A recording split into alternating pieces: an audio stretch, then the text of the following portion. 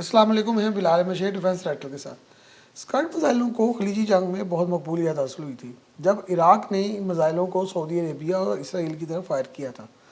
ان میزائلوں کو امریکی پیٹریاٹ میزائلوں کی مدد سے روکنے کی کوشش کی گئی تھی، لیکن یہ میزائل جو ہے وہ 1970 سے سروس میں تھے، لیکن مقبولیت بہرحال ان کو خلیجی جنگ کے بعد حاصل ہوئی، اور یہ دنیا کے واحد میزائل ہیں بلسٹک میزائل جو کہ 12 جنگوں میں ابھی تک استعمال کیے جا چکے ہیں، اور ابھی کوئی بھی بلسٹک میزائل اس بڑی تعداد میں استعمال نہیں کیا گیا۔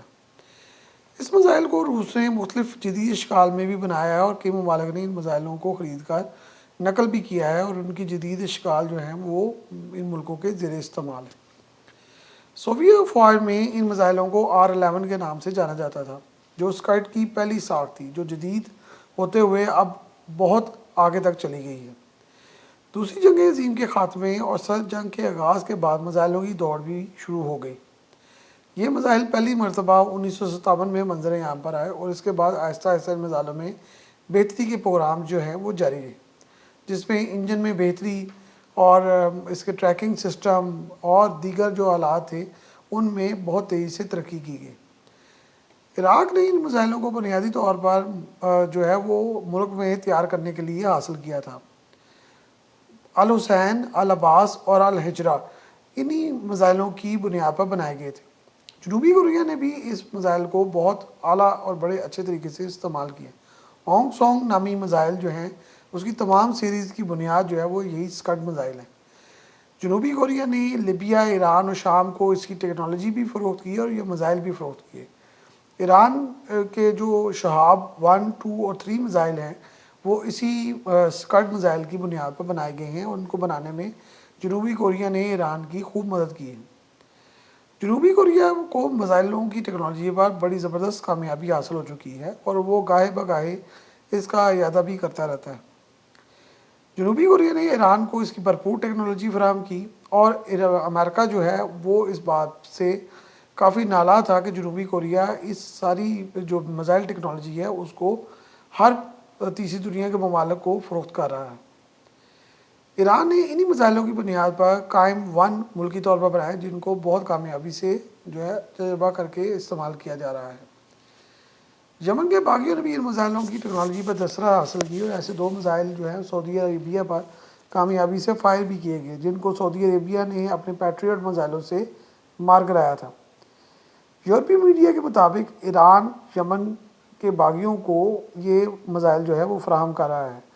شہاب اور قائم میزائل جو ہیں وہ سارے کے سارے یمن کے بھی باغیوں کے بھی زیر استعمال ہیں، لیکن یہ خیال کیا جاتا ہے کہ حوثی باغیوں نے اسکڈ میزائلوں کی ٹیکنالوجی حاصل کر کے ان کو جنوبی کوریا کی مدد سے جو ہے وہ مینوفیکچر کیا ہے۔